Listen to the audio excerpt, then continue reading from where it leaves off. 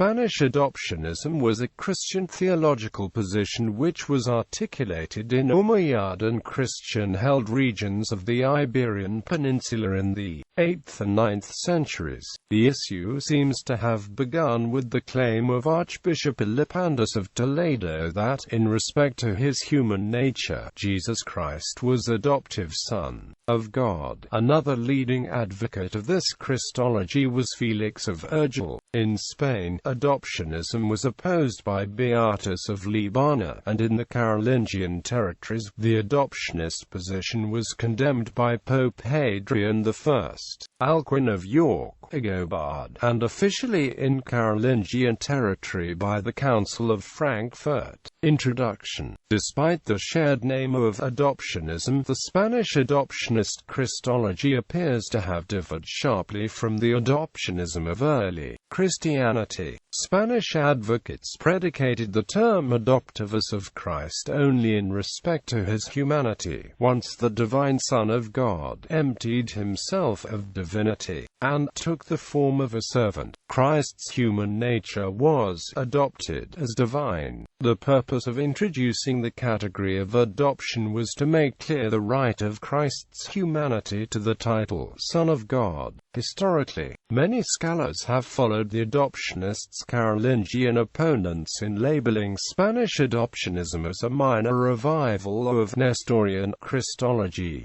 John C. Cavadini has challenged this notion by attempting to take the Spanish Christology in its own Spanish North African context in his important study, The Last Christology of the West, Adoptionism in Spain and Gaul, 785 to 820. Spanish disputants. Elipandus of Toledo. Elipandus, bishop of Muslim-controlled Toledo, was the first well-known advocate of this adoptionist Christology, which he articulated in response to the position of another Spanish writer, Megesius.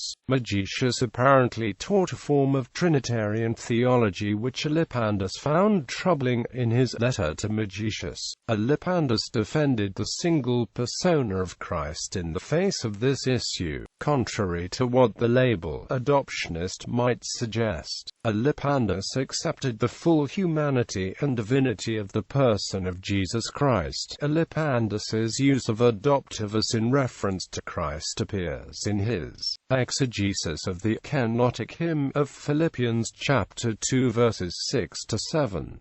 Here, Elipandus argued that Christ, after emptying himself of divinity and becoming a human being, was Son of God by virtue of adoption, the Son of God himself who by emptying himself takes up adoption. Elipandus, unlike Arius and Nestorius, held to a strict singular personhood in the Incarnation, that of the eternal, divine Son. Some, like Hans Sprenger, have claimed that Elipandus's Christology bears similarities to that of the earlier Antiochian theologian Theodore of Mopsuestia and may indicate a line of influence from Nestorian sources.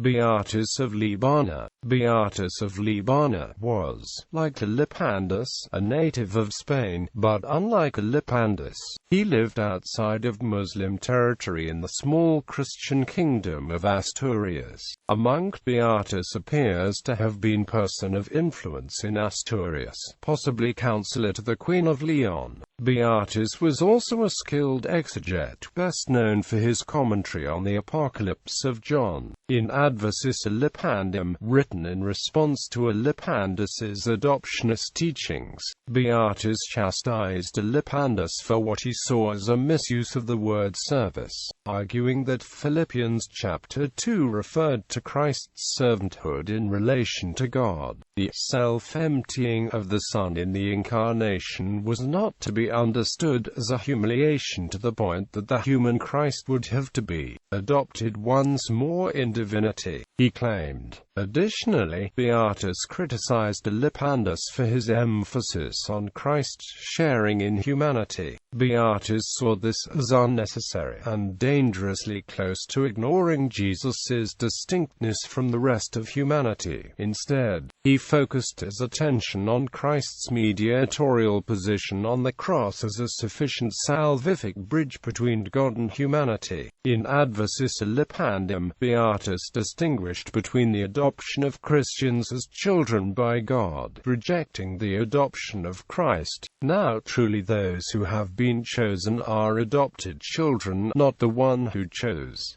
Felix of Urgel. In the midst of his dialogue with Beatus on the issue of adoption, Elipandus wrote to Felix of Urgel, Bishop of Urgel in Carolingian occupied territory in the Pyrenees, for another opinion on the matter. It was Felix's teaching that first caught the attention of Frankish scholars and churchmen. None of Felix's works survive, and his teachings only survive as they were portrayed by the Carolingian scholars who opposed him. Felix appears to have relied heavily on the language of adoption, tying the adoption of Christ's humanity by the divine to Christ's mediation of adoptive sonship for all believing Christians. Cavadini sees in this position a moderating stance between Elipandus and Beatus. Ultimately, Felix's Christology became the prime target for Carolingian interlocutors. Facing ecclesiastical and political pressure, he recanted before the Pope. In 799, Felix composed his Confessio, in which he renounced Nestorian teachings and agreed to no longer use the term adoptivus. The Carolingian response. In 785, Pope Hadrian I appears to have been the first to attack Elipandus's adoptionist Christology as a form of Nestorianism. Although the Pope does not seem to have been fully informed on the content of the teaching, the Pope's initial negative response, describing adoptionism as Nestorian in separating the Son of God from the human Son of Mary, shaped the perception of the theology for later Carolingians. Charlemagne as well grew concerned by reports of heresy in his New Pyrenees territories, and commissioned his own response to the adoptionist teaching, spearheaded by his erudite court scholar Alcuin of York. This Carolingian response developed in three regional councils called by the king in 792, 795, and 799. The Council of Frankfurt in 795 was particularly significant, commissioning three documents to address the adoptionist position: the letter of the bishops of Frankland to the bishops of Spain, the Liber Sacrosyllabus of Paulinus of Aquileia, and the letter of Charlemagne to Elipandus. Quote, all three works followed Pope Hadrian's early characterization of the adoptionist position as Nestorian. Alcuin in particular developed his critique around the classical Orthodox Christological dichotomy which emerged from the Eastern Christological controversies of the 5th and 6th centuries, Nestorianism on one extreme and monophysitism on the other. Alcuin refined this view in his writings against Felix of Urgel. Letter 23 to Felix, Adversus Felicem Urgelitanum Episcopum Libri 7, and Liber Adversus Heresum Felicis. Other Carolingian attacks on adoptionism were composed by Benedict of Anian, Paulinus II of Aquileia, and later, by Agobard. An official condemnation by Pope Leo III in 798 ended with Felix's final recantation in 799. According to Pelican, the Orthodox Catholic consensus held that the key error of Spanish adoptionism was to make Christ's sonship a predicate of his two natures rather than on his single personhood.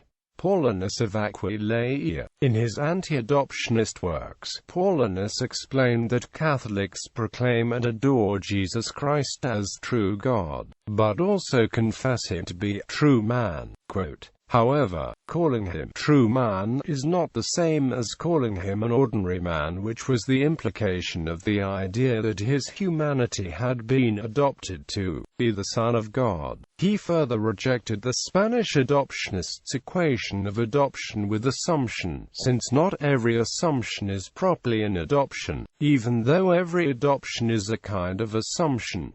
Elipandus had compared the adopted humanity of Christ with that of the other saints. Felix seemed to have taught that Christ needed to be baptized to be adopted as Son of God, but Paulinus countered that if Christ had been adopted by God, as Moses had been adopted by Pharaoh's daughter, or as Christ himself had been adopted by Joseph, Christ would only be Son of God in an improper, not essential, sense. Paulinus admitted, however, that the term adoption was fitting for Christians, and it is Christ who confers adoption on them. Modern assessment. Modern scholars have often followed the critiques of Hadrian, Alcuin, or Agobard in constructing an interpretation of Spanish adoptionism, both Ansprenger and Harnack, noting similarities between Theodore of Mopsues's Christology and that of the Spanish adoptionists, concluded that the Spanish must have had access to Theodore's biblical commentaries.